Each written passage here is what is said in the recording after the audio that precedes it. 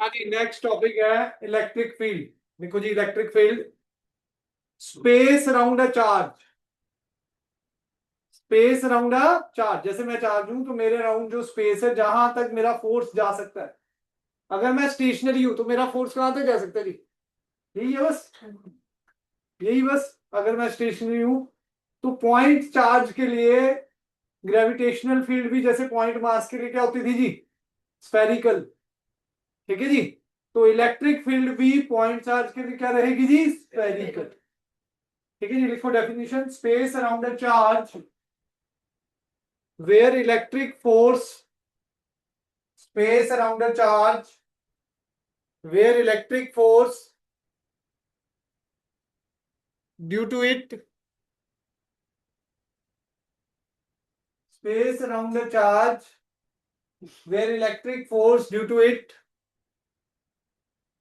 is being felt on another charge, is being felt on another charge। मतलब अगर ये मेरा चार्ज है, जैसे यहां लिखा ही हुआ है सोर्स चार्ज, यहां क्या लिखा हुआ है जी? Source charge. जिसकी फील्ड निकालते हैं उसका नाम क्या है जी? Source charge. जिसकी हेल्प से निकालते हैं उसको क्या बोलते हैं जी? Test charge. ये गलत है, ठीक है जी। ये इसकी मिस्टेक है। फोर्स क्या रहेगा? पॉजिटिव पॉजिटिव वैसे रिपेल करेगा अगर फोर्स ही देखना। ठीक है जी। तो बेसिकली क्या है जी? सोर्स चार्ज हमारा है। सोर्स चार्ज क्या है जी? जिसकी फील्ड निकाल रहे हो।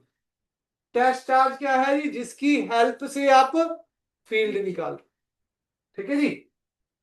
तो स्पेस अराउंड द चार्ज मतलब इसके अराउंड स्पेस, इसके अराउंड स्पेस जहां पर आप इलेक्ट्रिक फोर्स फील कर सकते हो, जहां पर आप इलेक्ट्रिक फोर्स फील कर सकते हो, उसको क्या बोलते हैं जी? Electric field.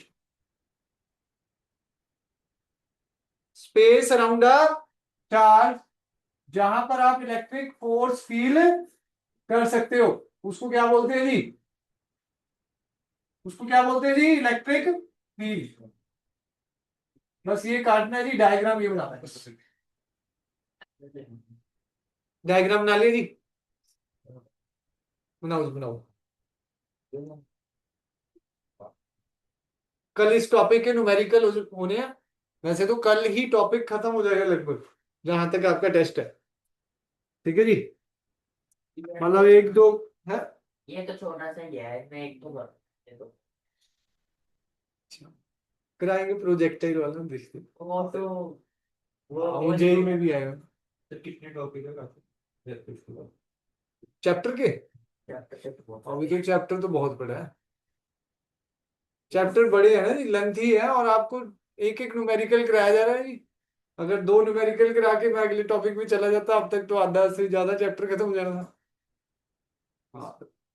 देखो जी, आदत डाल रहे हैं आपको न्यूमेरिकल करने की, अब वो आपको कंटिन्यू रखनी है।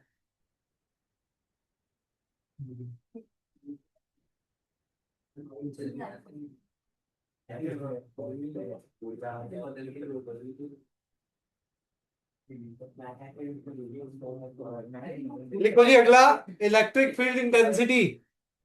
नेक्स्ट क्या है जी? Electric field intensity. देखो जी, strength of electric field, strength of electric field intensity heading है। डेफिनेशन लिखो जी, strength of electric field at a given point, strength of electric field at a given point, strength of electric field at a given point is known as electric field intensity।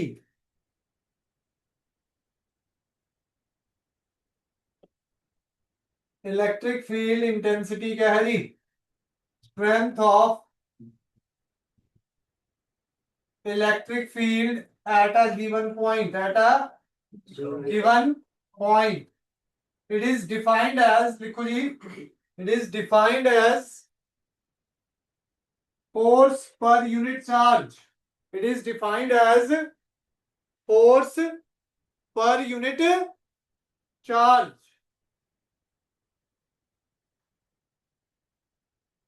Is defined as force per unit charge. ठीक है जी। तो E vector से represent किया जाता है, it is represented by E vector, it is represented by E vector and is given by force per unit charge. ये definition में मैंने लिखा है जी। तो टेस्ट चार्ज लेते हैं। हाँ, क्यू नॉट हमारा test charge.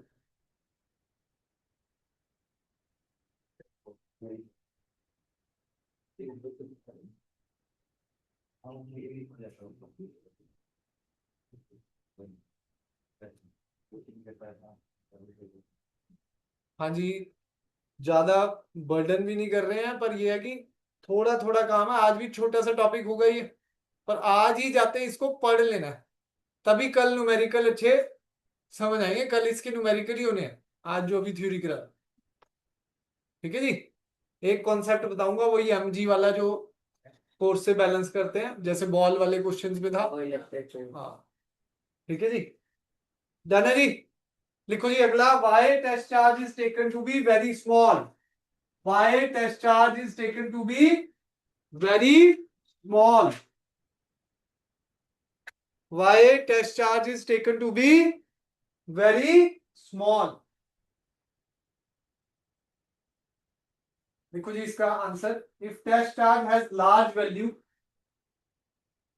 if test charge has large value,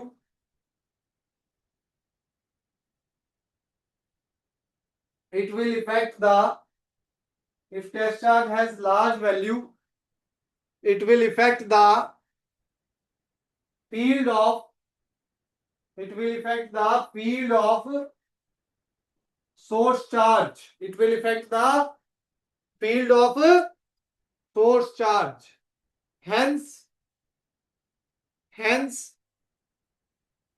test charge is taken to be very small, hence test charge is taken to be very small.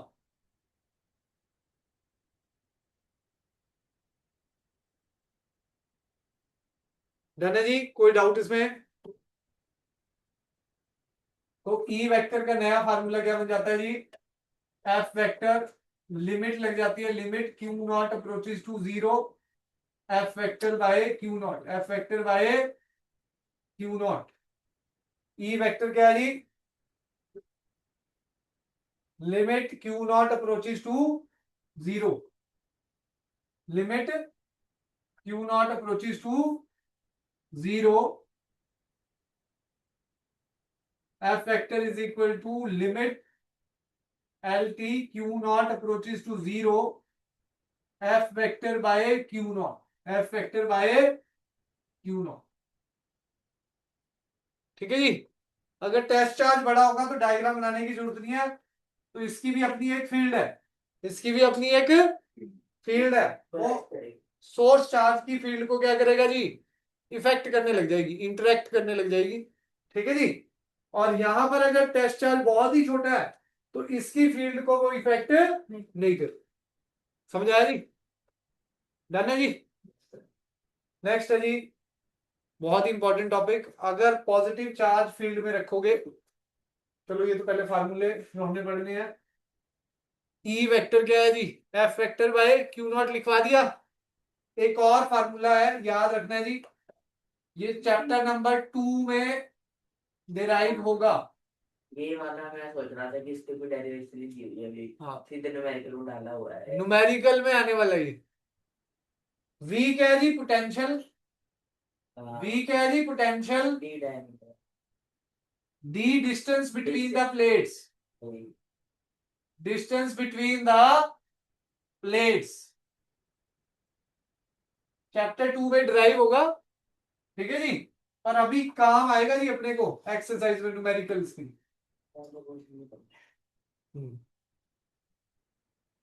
Units क्या होगी भाई? फोर्स की Newton, Newton पर coulomb. Charge की coulomb, Newton पर coulomb. इस फार्मूले से वोल्ट पर मीटर, पोटेंशियल की वोल्ट होती है, 10th में पढ़ा है जी, वोल्ट पर मीटर। डन है जी। नेक्स्ट है जी हमारी डायमेंशन, फोर्स की डायमेंशन क्या होती है जी? M1 L1 T minus 2 M1 L1 T minus 2 charge की AT, चार्ज की क्या होती है जी AT, तो M1 L1 T minus 3 A minus 1, तो डायमेंशन आ गई इलेक्ट्रिक फील्ड की, डायमेंशन सभी की याद करनी है जी, ठीक है जी, डन है, कोई डाउट इसको?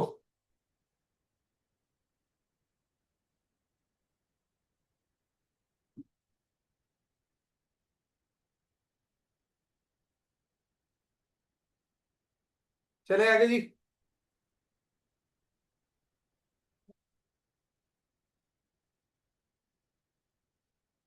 हाँ जी, अगर टेस्ट चार्ज पॉजिटिव है और सोर्स चार्ज अगर पॉजिटिव है हमारा, तो फील्ड बाहर को जाएंगी, याद रखना, पॉजिटिव चार्ज से फील्ड बाहर को जाती है जी, पॉजिटिव चार्ज है अगर टेस्ट सोर्स चार्ज पॉजिटिव है तो उससे फील्ड बाहर निकलेंगी, उससे फील्ड बाहर निकलेंगी, अगर नेगेटिव है तो उसके अंदर फील्ड आएंगी, नेगेटिव है तो उसके अंदर। पॉजिटिव चार्ज के लिए फील्ड की डायरेक्शन आउटवर्ड, नेगेटिव चार्ज है तो फील्ड की डायरेक्शन इनवर्ड, फील्ड की डायरेक्शन इनवर्ड।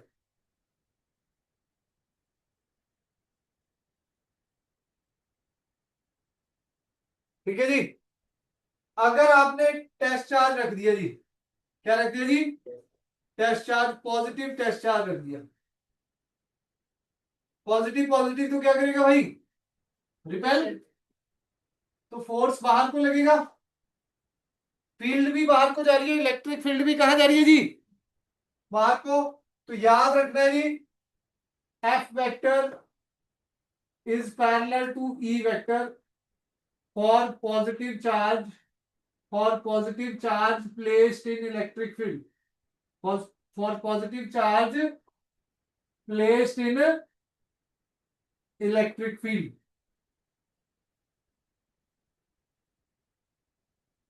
ठीक है जी, डन है। देखो जी, एफ वेक्टर और ई वेक्टर क्या है जी, पैरेलल, फोर्स और ई वेक्टर पैरेलल होंगे अगर आपने टेस्ट चार्ज क्या रखा है, पॉजिटिव टेस्ट चार्ज रखा है फील्ड में। कैसे देखो, ये पॉजिटिव पॉजिटिव रिपेल कर रहा था तो फोर्स और इलेक्ट्रिक फील्ड दोनों सेम है, अगर यहां पर मैं पॉजिटिव रख दूं तो क्या होगा, टेस्ट चार्ज, फोर्स अट्रैक्टिव हो जाएगा, फोर्स क्या हो जाएगा जी, अट्रैक्टिव,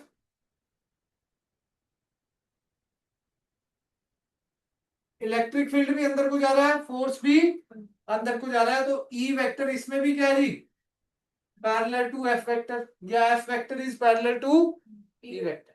देखो जी, अगर टेस्ट चार्ज पॉजिटिव है तो देखो इधर भी फोर्स और इलेक्ट्रिक फील्ड सेम डायरेक्शन में है, इधर भी फोर्स और इलेक्ट्रिक फील्ड सेम डायरेक्शन, तो यही लिखा जी मैंने, for positive test charge force is parallel to electric field. अब नेगेटिव टेस्ट चार्ज की बात करते हैं, अगर मैं नेगेटिव टेस्ट चार्ज रख दूं, क्या रख दूं जी, नेगेटिव टेस्ट चार्ज, तो ये नेगेटिव टेस्ट चार्ज मैंने रख दिया, ये क्या करेगा जी, अट्रैक्ट, इधर को आएगा फोर्स, इसमें अगर मैं नेगेटिव टेस्ट चार्ज रख दूं, फोर्स किधर को आएगा, बाहर को,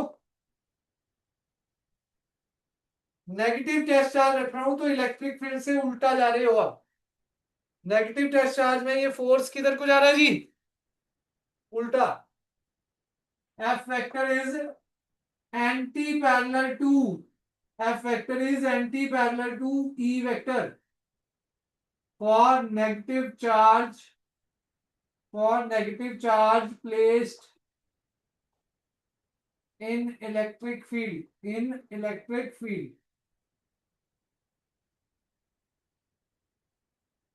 समझ आया जी, यही उसने थोड़ी दूसरी लैंग्वेज में लिखा हुआ जी, मैंने simple F vector is parallel to E vector, मतलब अगर पॉजिटिव रखोगे तो फोर्स और इलेक्ट्रिक फील्ड सेम डायरेक्शन में रहेगी, अगर नेगेटिव रखोगे तो इलेक्ट्रिक फील्ड उधर जा रही है, फोर्स उसके उल्टी डायरेक्शन में जाएगा।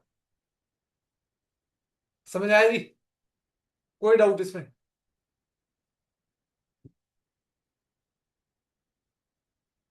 ये डायरेक्शन का खेल जरूर याद रखना है। पॉजिटिव सोर्स चार्ज है तो इलेक्ट्रिक फील्ड बाहर को, नेगेटिव है तो अंदर की तरफ। लिख लो जी, कोई नहीं, आज के लिए फिर देखते हैं, अभी है 5 मिनट।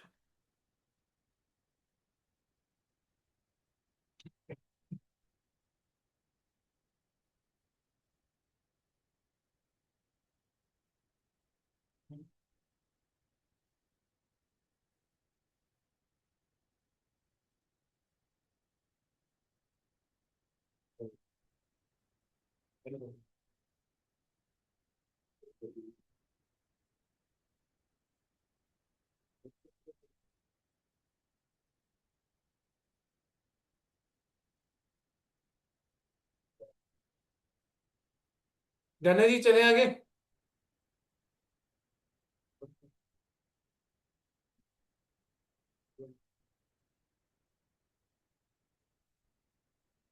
हाँ जी, ये कॉन्सेप्ट पहले क्वेश्चन में लगना है जी। अगर एक ड्रॉप है जी, एक ड्रॉप है, उसका मास m है, उसका मास क्या है जी, m। ठीक है जी, उसका मास क्या है जी, m। उसका वेट mg नीचे की तरफ लगेगा। ठीक है जी, पॉजिटिव चार्ज अगर इस पे है, इलेक्ट्रिक फील्ड ऊपर को जा रही है, तो इलेक्ट्रिक फोर्स कहाँ लगेगा जी, ऊपर की तरफ।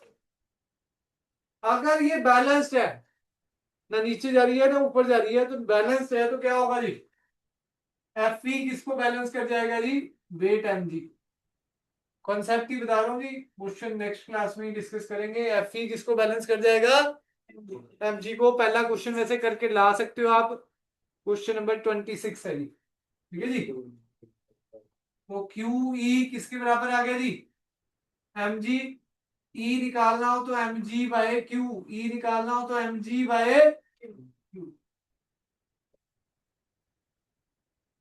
डन है जी, कोई डाउट इसमें। हाँ लिख लो जी,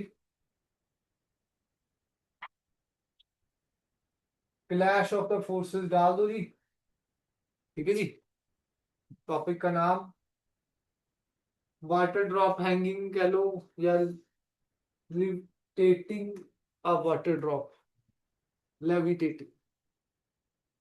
ठीक है जी, मतलब ये कॉन्सेप्ट है, ये कॉन्सेप्ट पे न्यूमेरिकल है इसी पे। मतलब किसी भी चीज को अगर ऊपर बैलेंस कर। हाँ, तो अगर कोई भी चीज इलेक्ट्रिक फील्ड में बैलेंस हो रही है, तो electric force is equal to उसका वेट है। Electric force is equal to its weight. Concept है जी, याद रखना जी। मिल्कन ऑयल ड्रॉप एक्सपेरिमेंट भी था इस पे। Yes sir. ठीक है जी, वही है जी ये। केमिस्ट्री में